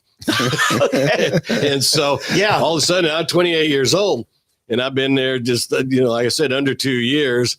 And one day I'm the treasurer. And so people are calling me up, and they're like, and then we get tax bills out, and they were a little bit late getting certified that year. And so that made the phone ring off the hook. In those days, older people really concerned about it. I always said they'd get the tax bill, get the mailbox, get the tax bill, they didn't go back in the house. They just get in the car and come to the courthouse. Sure. I get that paid. They don't sell my house. And so that was very stressful. I even considered resigning a couple of times, but we stuck it out. Then the next year, Carl Icahn comes through town, tries the hostile takeover of Phillips. That one. And so they lay off thousands. And this is also right about the time we send out tax bills. And this is when the oil industry was it was in the bust. Yeah. And then about 2 years later, about the same time of year, fall, shortly before Christmas, T. Boone Pickens comes to Barnesville. Oh, that's right. And then institutes a hostile takeover. And so they lay off thousands more. Yeah. And so a really, really distressing time for many people in the community. And they're calling me. And it's where I began to learn how to deal with people. And I wasn't real great at it at 28 and 29. People would jump me and I'd kind of bite back and whatnot. But as the years went by, I learned how to smooth those situations out. Good for you. And how to listen, because people would say things and it'd be like an internal buzzword, and I'd start talking and then they go, well, that's not exactly what I was talking about. They just want to be heard. They just want to be heard. And so it was, I would get to the tax sale time and people would come in and some would be crying. They'd be really distressed. Sure. And so I'd go, why don't you give me $20 today? Because their taxes were never very high. They were not high income. That's why they were in trouble, typically. Yeah. And so why don't you give me $20 today? We'll set up a payment plan. You pay me $20 every month till we get this paid off. We still had to charge the interest, all the statutory requirements. Unfortunately. But boy, you could see it come off of them. And they would, and by the time they left, we were laughing, talking, and I felt so good. And the times I'd bit back and they'd leave, you feel that inside you. Anything. Yeah. And so then the state auditor would come. They came twice a year. We were audited twice a year, and they'd start the audit, and within a few days. Twice a year? Well, they did one that was called a limited review, and it was about a one-day audit. They come in, count cash, reconcile bank statements. Gotcha, balance to make your sure, checkbook. Make sure all the money was there. And then they did about a 6-week complete audit once a year. Every year? Every year. So I've had about 40 audits, and I think they missed a year or two, but somewhere in the neighborhood of 40 audits from state auditor. If the auditor wasn't in prison, is we've had at least one. This was prior to Jeff McMahon. Yeah. Cliff Scott was the auditor when I was treasurer. Okay. But so they within a couple of days of getting there, they'd show up at my desk and they'd have a little file in their hand and they go, Stan, the girls gave us this file and it says partial payments. What is that? And that's where I'm letting people pay off their taxes. And they were probably 10. I mean, it wasn't a huge number. And then they go, well, there's no statutory provision for that. And I said, I know. I said, well, so tell you what we ought to do. We ought to get the Barnesville Examiner Enterprise out here, see if we can get a front page story that says Stan Stevens letting poor people pay off their taxes instead of selling their houses.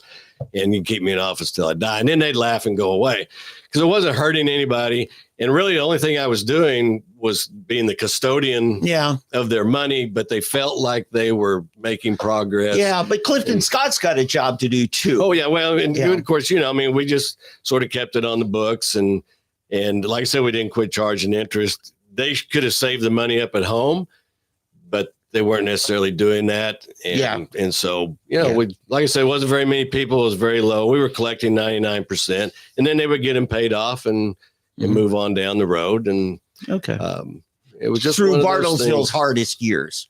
Absolutely. Yeah. And it was tough. That flood, we sent the tax bills out. People called me and said, we got a tax bill in mobile home. And last I saw it was floating down the Katy River. Well, the reason I say that is you start having some sheriff sales, foreclosures, all these things going on. Then all of a sudden people, when it comes time to pay the house that they've been paying the tax, they're going to say, hey, my assessed value should be lower because look what houses are selling for in a distressed market. Right. That if you would have foreclosed or taken their properties and stuff, you'd be driving the tax base down. Oh, there's no question. We had some depreciation during that period. But of course, I didn't assess them. That was my motto. I don't assess them. I just collect them. And, but see, you made the assessor's job not so tough. Right. By working this out. That's my point. And that's an interesting point, the foreclosures, because I would be getting foreclosure notices 7, 8 a day in those years. And, which was obviously a lot. Well, they always name the treasurer because of the tax thing. And then they'll publish all that in the newspaper. And then my mom, she calls me one day. She goes, who are all these people suing you? And I'm like, well, they're not really suing me. They're suing your office. But it bothered her, of course. Sure it does. and then as time went by, you could really tell that there was a distressed period of time there by the number of foreclosures that were coming in. And so Stan, let me ask you, with regard to the race, besides John Bennett, is there another challenger? Is there somebody from the other side of the state? Who is running for state chairman? Really, the only person I'm aware of that's running is me. I understand that John is in the race. I have not seen him anywhere, but it's my understanding that he is. Typical John. And then Lane Brown. He made a video in January, released that in January that he was running, and I haven't heard any more from him. I don't know if you know Lane. Yeah. And so I don't know. You're doing the smart thing. And I did the same thing 4 years ago is you go to the county conventions, make yourself available. Last week you were in Oklahoma County. Right. And you met up with some friends of mine, they talked to me about it. So, those are the kinds of things that say, hey, I'm serious about, I want your trust. And somebody will shake their hand, look them in the eye. So, and you're not going to get to everybody. That's why we have the camera here. Right. We won't get to everybody. I was in Duncan Thursday, left here at 12:30 in noon, and got home at 12:30 that night. I was going to stay over, but I didn't want to drive the turnpike. Okay, now our wind. Our friend Gary Jones will say the road's just as far coming this way. Well, it was the wind that changed it. There you go. I didn't want to drive turnpike 50-mile-an-hour crosswind, and so I came on home, and I knew, once you get on the road, you're fine, and and I got to see some of the eclipse as well, so that was sort of a bonus. And then we were somewhere else earlier in the week.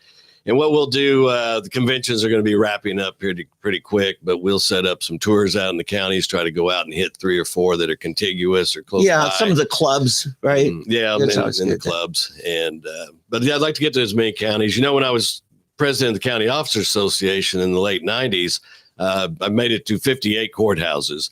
I wanted to do all 77, and I didn't make that, but I have been to 58 courthouses. I've been from Black Mesa, actually west of Black Mesa, up into Kenton. I'm not sure if you know about Kenton, but it's like stepping into. Yeah, I've been out there. They're on mountain time, even though they're not across the line. It's kind of interesting. Yeah, Kenny Bob. Yeah, but, it was great. It was really neat being out there. Went out to Black Mesa, and then of course been all the way down Beavers Bend and whatnot. And I've ridden bicycle from Texas to Kansas 5 times in the old Tulsa World freewheel. Oh, I remember that. I was a lot younger then. But, yeah. So I've seen Oklahoma a lot, and I love Oklahoma. I love the Republican Party, and And this is a passion, and I am going out asking for people's votes because I am serious about it. I think that this is a critical time for the party. We have to become more functional. We have to get back together, at least to some degree. We're going to differ on some candidates, some policies, and those kind of things, but we are still Republicans. We have common goals. And one of the unifying issues that I see are open primaries. Mhm. And I believe that the entire party can coalesce around this issue of this Oklahoma United group that wants to open our primaries up to Democrats and independents. Well, I think they want what I call, Steve Bias and I call a jungle primary. Exactly. California Yeah. type jungle. Now, an open primary, you still have Republican primary and Democrat, but Well, and you're right. That's a great point. the Democrats allow independents to vote in theirs. We won't allow independents to Right. choose our nominee. Right. We You have to got it. opt out of that every election. It's an opt out. Yeah. And so we have to send a letter to the election board secretary each year. Yeah. But that's exactly right. It's a jungle. They'll put everybody on one ballot. They will identify them by party, which is a little different than how they do it in Tulsa. They don't Yeah, even put that's party really, affiliation. that was the Well- death of GOP in Tulsa, Right. the city. But And I know that, Brent Van Norman, I think, has that on top agenda item of his to try to get that changed back, which require charter change. And so I've asked him also to sit on committee that we're building to. I asked Dewey fight when this. I was president of Terra, I asked Dewey, I said, will you serve in the lead of changing that? And he said he would, Dewey Bartlett Jr. So even though he's the one who brought it I into know the city. Sally Bell called him on it when he repented. She said, no, it was Well, you, Dewey, that pushed for it. I guess Well, sometimes guess things what? sound good at one time. And Yeah. then Well, the Chamber of Commerce friends can talk you into things, and Dewey's not immune to those kinds of influences either. But I just want to let you Right. know, you make Dewey make good on his Right. commitment to me. Well, and I'll I'll look him come up. with you if you need to. I have a picture of my mom and her friend at our house in probably about 1970, and there's a coffee table and a coffee and all the stuff set up, and the sign on the wall behind them says, Bartlett, Nixon needs him. And this is when he was running for U.S. Senate, and he came to our house. I loved Dewey Bartlett. Senior. I was in fourth grade when he was elected. Mhm. These, it's odd for a kid that age, I guess. These were my heroes. Mhm. And I got to see him when my cousin graduated at OSU. He spoke after a deluge downpour. It was out in the football field. And then I was crushed when he was defeated by David Hall in the closest election in Oklahoma history in Right. the oil race. Now, Dewey Never should have happened. Dewey Bartlett Sr. has one claim to fame. It was the one time Oklahoma felt secure enough in their denominational identity that they were okay with a good Catholic being governor. We'd never allowed a Catholic Right. before then. Since then, we've had Frank Keating, and so I just want to let you know. No, and I think that John Kennedy may have had some influence in that. I think you're right. Possibly, I don't know that, Yeah. but I remember that being a bit of a factor in that race. Yeah. He was a Roman Catholic. Mark Costello is the one that told me that, because he was Catholic as well. And I remember at the time that it was talked about, but he was. It's just such a great guy and then a great senator, and of course he followed Henry Bellman, who I love Henry Bellman. Now Henry was a little less conservative than Republicans I'll today, say. but I would always say in those days, because we were the minority, that he was the closest thing to a Republican we could elect in Oklahoma, and so at any rate, he paved the way. 62, Well, first Republican okay. governor. Anyway, so you were serving in public office as a young man at the time the Democrats started on their slide down, and corruption was a considerable part of that. And my concern is, we're at a point, Republican Party, we control enough things that we're going to take the blame, and probably should take the blame if things aren't working right.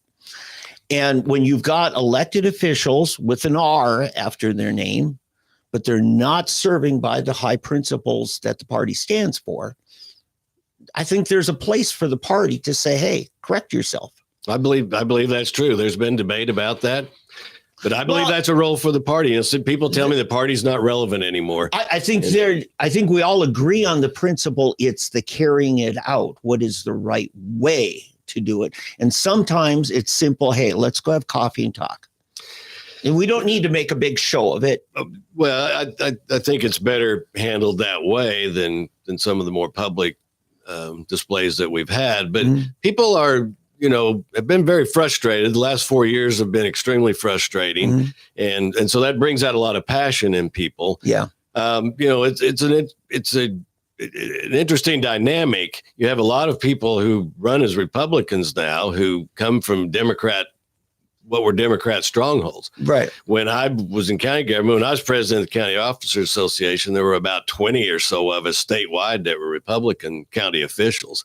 There's large amounts now. The vast majority are. And you get down into Little Dixie. When I would travel down to Little Dixie on district meetings and whatnot, I would be the only elected Republican official in the whole region. There were none down there. There were no Republicans, right? But we find out, you know what? They were conservative. Oh, and I knew they were. They were conservative, but it didn't make them dislike us. But now they're the flag bearer of the Republican Party when it comes to values. They are.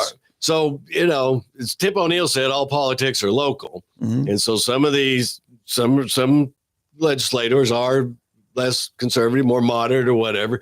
And they're coming from districts that are kind of that way. Yeah. I think that we have to be somewhat careful because, the people that live in the district are going to decide these things and at the ballot box, and those voters, they make the choice. But I think the state party needs to be giving out a strong message on the conservative issue that we want. Yet at the same time, we've got to be content if we can get a Republican in Del City or Turley. They might not be as conservative as Edmond or Broken Arrow. And we got to say, you know what? We're happy that we got half a loaf on that. It's tough when the base comes largely from the hard left and they want everybody to be as hard left as them and still get elected in Del City or Turley. Right. It's a finesse thing. It is. But you have to deal with with what you have to play with. Yeah. And so, the Republican Party is changing and has made changes, and it has shifted to the right a good deal. The participants in the party today that are showing now, not necessarily across the electorate, but inside the party apparatus, inside the party itself, has shifted pretty far to the right. How do you identify it? Fill that out. Elaborate on that. Where's it? How would you describe it now in the way it's changed? Well, put you on the spot. Right. Well, it's hard to identify. But they're very much. We used to be very anti-union because we were forced in many employment positions. But now Trump is comfortable with the Teamsters. And so, Trump is the big mover in this movement. And so the Democrat Party have left the working man behind. There you go. And so he and she have come to us, and that has changed the dynamic of the party. And they're more, conservative or whatever you want to call it. They're less, they have less appetite for taxes. A lot of people have a lot more appetite for the cultural issues. And so all of that is driving the party, the party's positions. And so I say you can get left behind or you can adapt. And I'm choosing to adapt. And, I'm pretty conservative. And so I can speak to those issues, and I can work with those folks.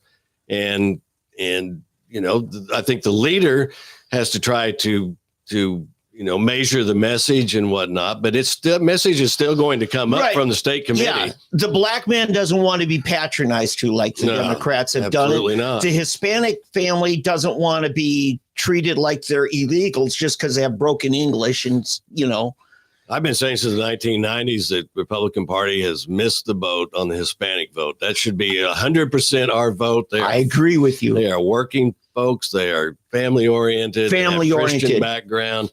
Yeah, they raise their kids right better than a lot of the rest of us. They're great folks.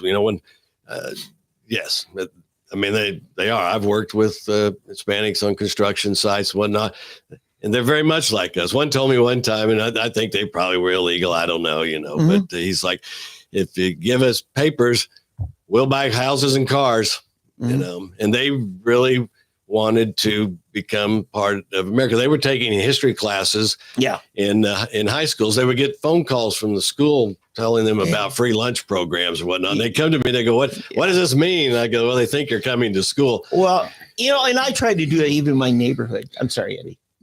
Yeah, there's a caveat to that. It's just like Black Americans, okay? The early social programs or the early attempts at integration and so forth, the motive was correct. The outreaches were correct.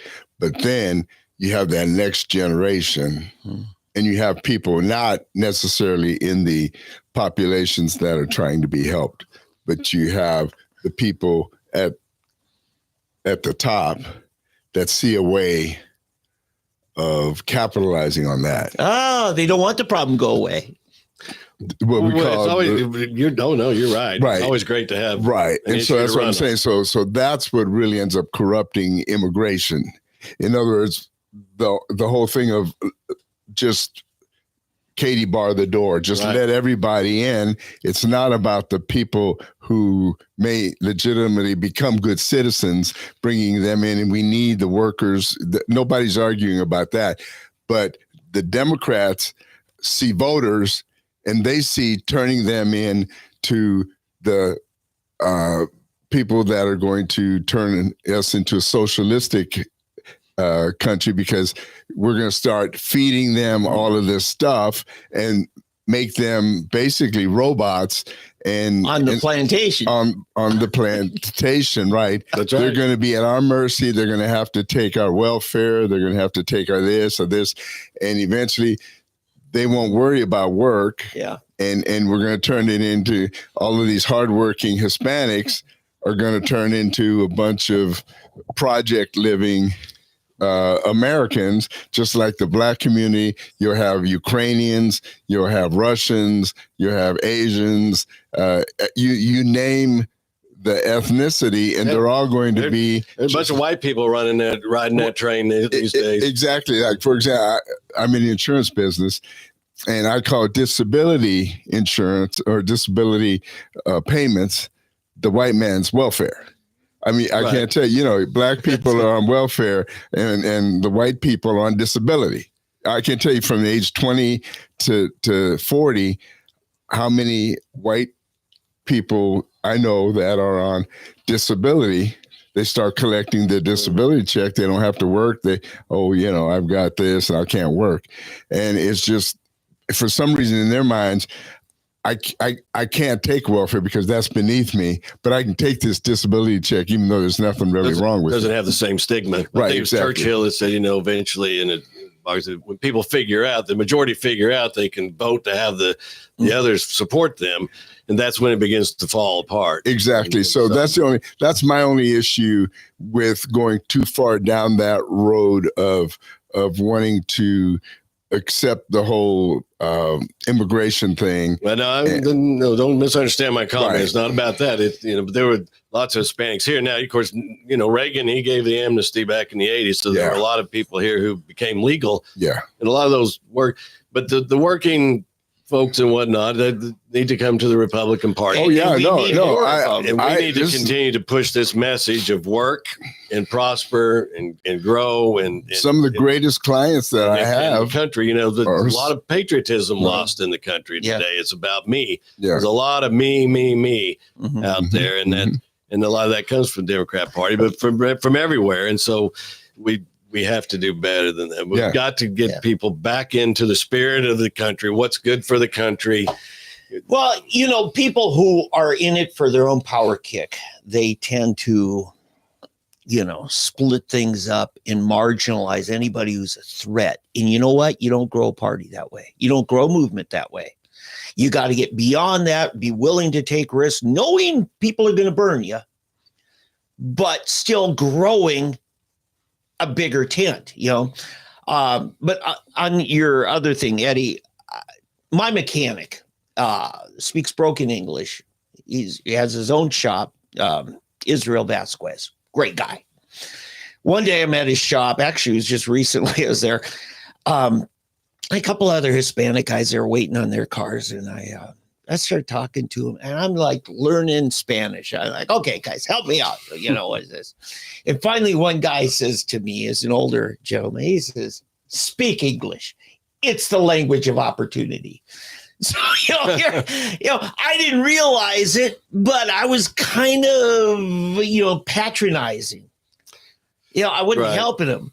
They like, no, hey, you help me speak English. I'm not going to help you speak Spanish, because we got to get the people integrated into the opportunity of our society. We've always been the great melting pot, but we've quit melting. We're sort of like oil and water sometimes. Yeah. But at the same time, the little Swedish Lutheran church in my hometown, I was reading some history, and one day in the newspaper it says, for the first time, the Swedish Lutheran Church, after 40 years as a congregation, will have their first official church service in English. That means for 40 years, the Swedes weren't comfortable enough to go to church, wasn't there. And so I'm saying, you know what? We were patient then. We need to remember that we can be patient now. So Stan, I agree with your vision. I think it's good, and I really do think you're the right guy. I don't know. The good news is we're not a broadcast network officially, so we can endorse whoever we want. We can say that, but no, I'm just tired of. I don't even know who the state party chair is, and I haven't really known who it was since Matt Pinnell left. It's Nathan Dahm. That's right. But hey, that's Nathan, how bad you've been upstairs. I know. Answer your phone calls. That's how bad. Can you believe it's Nathan Dahm? Now he works for Nathan. Okay. That's right. I forgot. And I'm still thinking of Nathan in his role as senator. Yeah, I know. And we've had him in here, and we've talked about it. See, and I've had a lot of respect for his service as a senator. Yeah, really but as a state party chair, what is he doing? Well, Nathan has a great mind. He has a great mind behind the scenes. He hired me. That's good. That's good. It's been tough. He's had a lot of push against him, and Nathan's kind of the guy who will push back, and so it has created contention. I do work for Nathan. I have a lot of respect for Nathan, but I think that the party chair has been a difficult road for him. Mm-hmm. He didn't really pursue it. He kind of, was thrown into it or whatever. Mm-hmm. And so it's people push on you, you begin to get beat down. And so, I don't know. That's 2 years in the past. We're moving to May 3rd. We're going to elect a new chair. And okay, so that's the convention is May 3rd. May 3rd. And where's it at? In Oklahoma City at Crossroads Church, same place we were at last year. Okay. I want to just to say I warned you. I'm going to quote our friend Chad Alexander. When he was on the radio in Oklahoma City, had Pam. I was treasurer of the state party under Chad. Yeah, okay. So Chad. You kind of have his gravelly voice too. Yeah. But hey, he said on the radio, he said, I want to introduce to our public to our special guest today. She holds the hardest job in Oklahoma because she has to raise enough money to run the Republican Party. And only if and when she does that can she raise enough money to pay her own salary, if she gets any. Pam, I don't think ever took a salary. It's tough. But anyway, that's how hard the job is. And I think people need to understand that. I mean, I tend to be pretty patient with our big county chairmen, like, Tulsa County or Oklahoma County, because you can't do that justice as a volunteer. Yeah, Pam, fortunately, God bless her, is provided for and everything, but I appreciate someone willing to do that. And there's been several other chairmen had to forego. So the money wasn't there, it dries up. Which brings me to my last point is, what's your forecast for how we fund the party? Well, that's a great question. Yeah. And that is a major issue. Yeah. And, we have a couple of heavy lifts there. And I think part of it is in getting more together. Mm-hmm. We have a whole segment of the party that's not participating, even though they really are the majority membership of the party, mm-hmm. but they are unhappy with the way things are going. So they're holding back.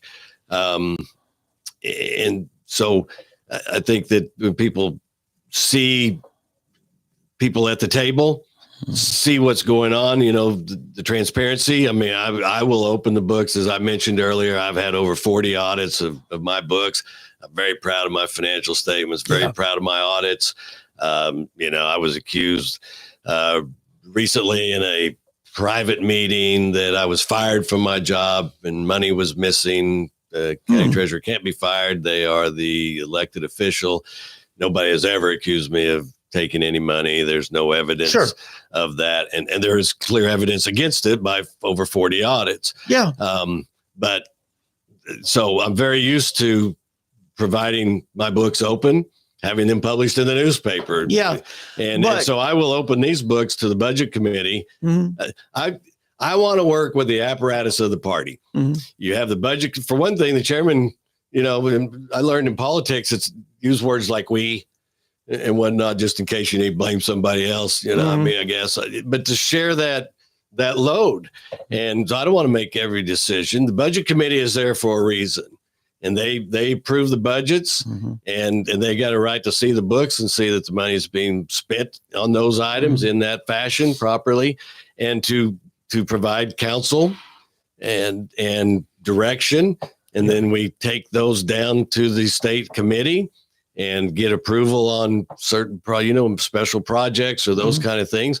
And then push that back up, kind of a boomerang sometimes, but it needs to go through the apparatus. Mm-hmm. And if you're running things through the apparatus, then I believe that you are creating a cohesiveness and people willing and interested in working on behalf of the party and getting things done because they feel that they are part of that process. There you go. Yeah. And that's a big way, a big step in getting people together. Yeah. And we've all had, our own crises in life. We're all fallible. I think you had your situation. You want to address anything? I absolutely address that. And so while that is not true about any financial impropriety. Right. I did leave office. Mm-hmm. I resigned office after I was arrested. I destroyed my life in 2008. Absolutely destroyed my life over drug use. So you had an addiction, and it destroyed me. Well, you had an addiction, and then mostly the addiction had you.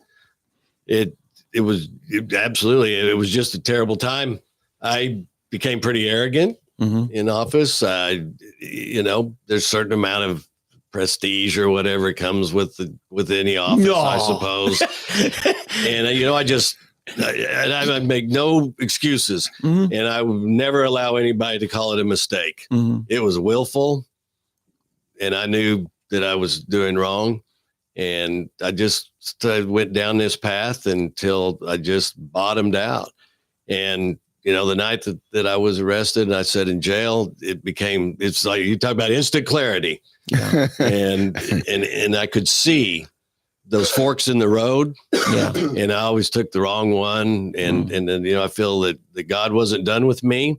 But he's like, okay, I gave you chance after chance after chance, and now I'm going to get your attention. And that got my attention.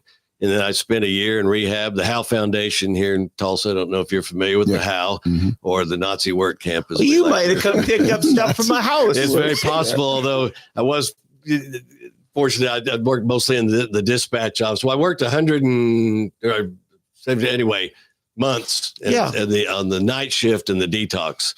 And I took people in, and I had the infirmary open during the night and about lost my mind. And all we had was the Tulsa World. I read every word of it every night. It was so long. Yeah. And finally, you just kind of begin to lose your mind doing that. And so then they moved me into the dispatch office where we dispatch the crews to go out to your house and tree crews and whatnot.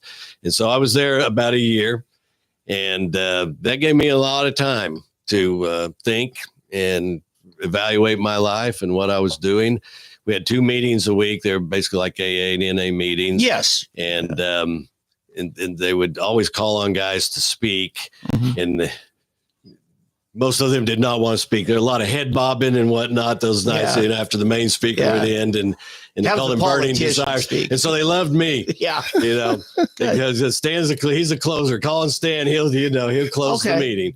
And so I would tell my story over and over. Sure. And it came to the point where I wanted to be inspirational. I would generally finish it with, what do you have in your life that is more important to you, worth more to you than being here? Yeah. Chasing drugs, chasing women, whatever it might be. And, is it your family? Is it your kids, your job? Find something in your life that is worth more. And I certainly found a lot in mine that was worth more. And so, I was able to come out, have a great family, of course. And so I had a good support system around me. It is not easy to come out and recover from something like that. And without that support system, my family, I never would have made it. And a few people who would take a chance on me. Trying to find a job was almost next to impossible. Yes, it is. And I could get interviews because of my experience, but I always would have to, it felt I should share the story because they go find it anyway. Yeah. And that would generally end the interviews. Sure. But guy Daryl Baskin, you may know Daryl, he's a big realtor here. And so I got my real estate license. It was one place where you could come back and they had trouble finding a broker, but did a similar who was the county treasurer and been a friend of mine. Of course, he introduced me to Daryl and talked about it. Daryl took me in. I've been with him ever since. Who is Daryl that? Baskin? He's Dennis Simler. He was county I know treasurer. Dennis. Yeah. I know his parents, Pentecostal preachers. Yeah. Let's go. Farrell Simler. Dennis and I, of course, professionally have become good friends. And so he connected me to Daryl. Kudos to you, Daryl. That was in 2010. I always mention Daryl because he took that chance. At that time, I was working down on the River Trail pedestrian project. Yeah. And because that was my brother-in-law helped me get a job there. And I was a construction gopher basically. And it was tough for a guy, 52 at that time and had lived in the county office, and now I'm out there. But we did that. And so anyway, Daryl, he took a chance on me. Whether it's drugs, liquor more often is the most. Those guys were the really tough cases in the rehabs. The drug guys all kind of party and have fun. But a lot of alcoholics really struggle. A lot of people with mental health crisis. Right. I mean, through no fault of their own many times. Yeah, I'd like to hear the end of the story. Oh, I'm sorry. I'd like you to finish your testimony. All right. Well, and so then I came out of there and like I said, I went to work down in construction and there was a woman who had her husband's president of the bank and she had embezzled from the bank and actually did prison time. But at this time she had become one of the top realtors in Bartlesville. And one day it struck me, I thought, well, how could she do that? And I thought if she can do that, I can do that because I had deferred sentence. And so that's how I got into real estate. And then Daryl let me manage his properties for several years, all of his listings. And that because the real estate is a very tough business to get in on. So I just like to talk about Daryl a lot because he changed my life and he just one of those solid people guy in my life. Yeah. And so I've been home a couple of years and when you say home, back to Bartlesville, out of the Howe. Okay. And back home. The Howe, wasn't really locked down, but we lived there. We had a saying, I'm free to leave here anytime I want to go to prison.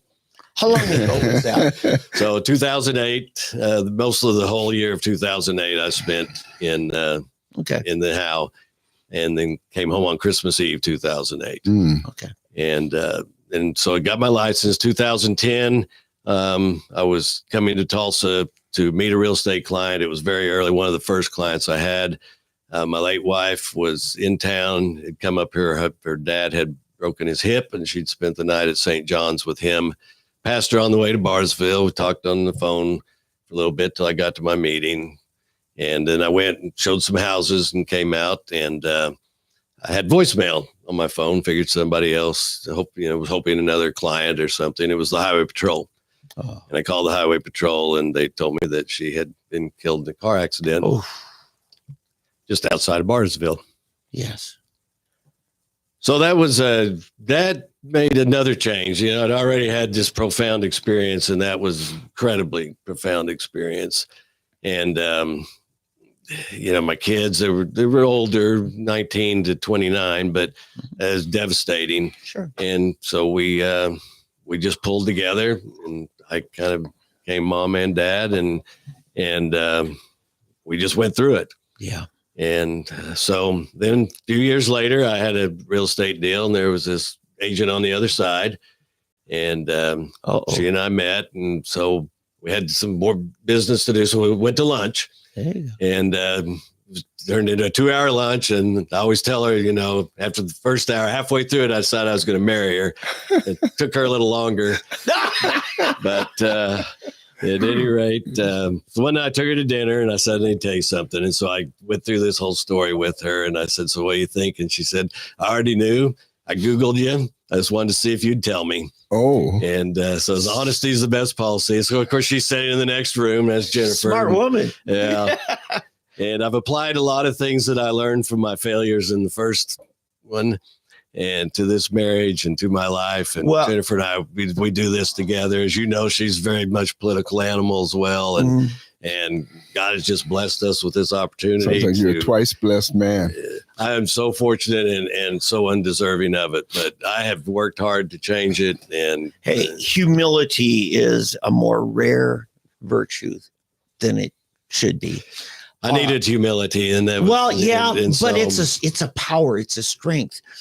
One of the delegates, Oklahoma County Convention last week, was just so blown away at how you walked right through the worst part of your life history. And he marveled at it.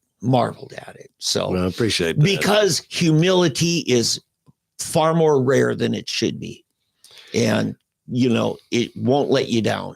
But boy, it's hard to die to self, isn't it? It is, but it's been a while. And so it's gotten easier, and it's freeing.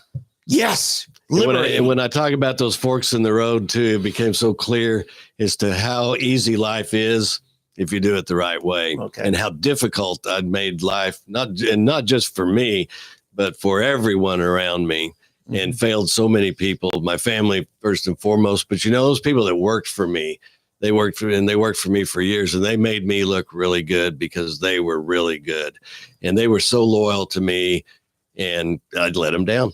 And it was crushing. How'd you end up at the state party office running the day-to-day there? Josh Kraft was the executive director, and he was going to move on. And so Rhonda, and a few people recommended me to Nathan, and so sat down with Nathan and we talked about it. And then I Nathan said, Don. Mm-hmm.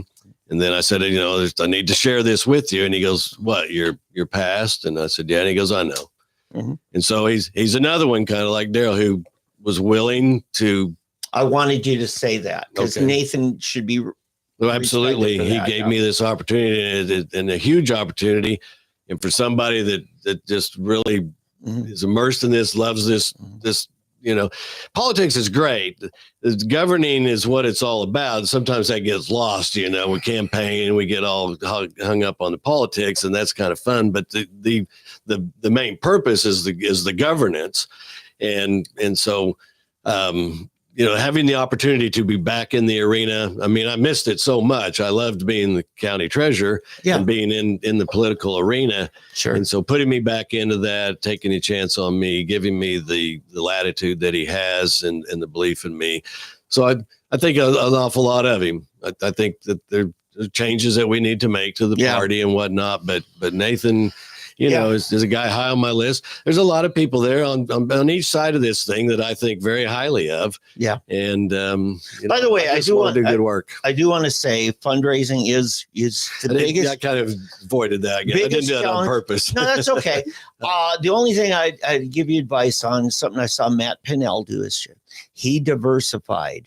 You've got, your money people, you got your grassroots, you've got, your DC delegation. Yes, absolutely. Don't rely on any one of those too heavily, because then they own you. And you got to be able to have stock in the game from all aspects so that no one force can take over your agenda. Well, that's exactly right. And so, when I was county treasurer, I always kind of kept Chamber of Commerce and those things at arm's length. Mm-hmm. You need them. And in a smaller town, there were people that, were friends of mine and whatnot. But I always wanted that arm's length because, and you get this very clearly when you're taking people's money at Christmas time, that I worked for the people. And if I got too close to those groups and those things, then I would be tainted to the degree. I mean, I don't want to sound like a saint or anything, but it was a conscious decision on my part that I needed to maintain distance and to keep my focus on the people who elected me, who paid me, who voted for me, who I worked for. And it didn't matter.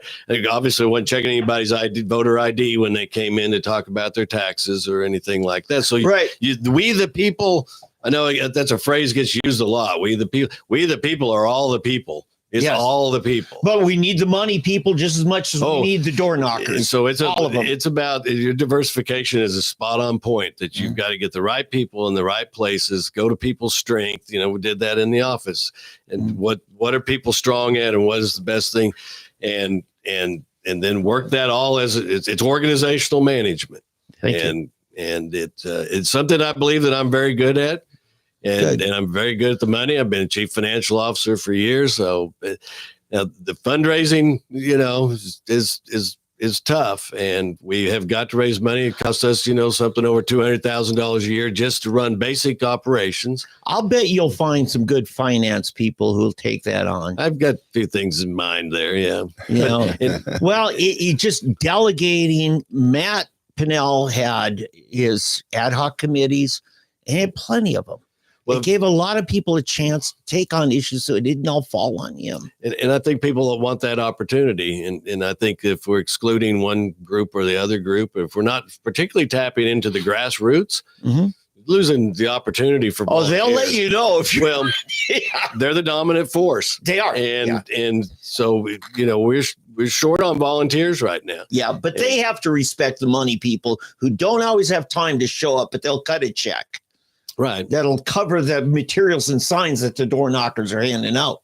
Well, and respect is a really great word there. We need to operate with respect for each other. Yeah. And, but everybody's got to be there, and I've got to have people that will work and help volunteers in these positions. And so I need all hands on deck. Yeah. And then I'll treat them respectfully, openly, honest. And you already I just want to get the job done. I want to say to those of us who've had to, reach out to you for help for resource at party, I've been impressed. You and your predecessor, Josh Kraft, that were two of the greatest people running the state party office. Well, thank you very much. It means a lot coming from you. You earned it.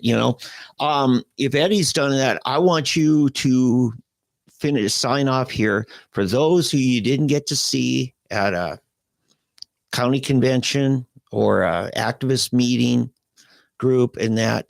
Get a chance to just talk to them directly into the camera there, and how to get a hold of you as well.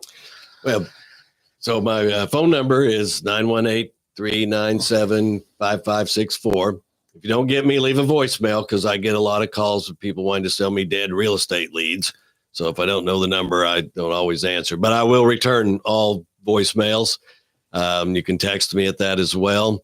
You can also reach me at stan.stevens, STEVENS at okgop.com. If I haven't been to your county, I wanted to. You heard me, if you've on the beginning of this podcast, that I was in county government, traveled the state extensively. I very well understand Oklahoma is a rural state. My heart is there in the rural part of the state. It's the backbone of Oklahoma. And so I love the rural counties. I don't care if you've got 2 delegate votes, 5 delegate votes, or 300. I'm going to work for everybody. I want to hear from you. I want to do the job that you want me to do. I want to be responsive to you. And, if you trust me with the job, I think that you'll like the way I run it. I think you'll like the way that the party shifts to a more harmonious operation. And, we all just lock arms and we move together and keep moving the ball on conservative issues and getting the things done that we all want to get done in the state of Oklahoma. Great. All right. I think that's going to do it. This is kind of a special episode of Fresh Black Coffee. Thank you, Stan, so much for coming in. And My pleasure. Thank you, Dave, and tune in again next week for more interesting stuff Yeah. from the universe. Yes, sir. Did you have anything? Well, and I was going to follow that with the following week. We have John Eccles, the former majority floor leader, who's running for attorney general, going to be in-house. All right, Glad everybody to follow him. yeah. Yeah. And hey, be careful out there with all the wind and fires starting and accidents, trucks being blown off the road. It's it's crazy weather. But anyway, hey, God bless everybody and have a really, really wonderful week.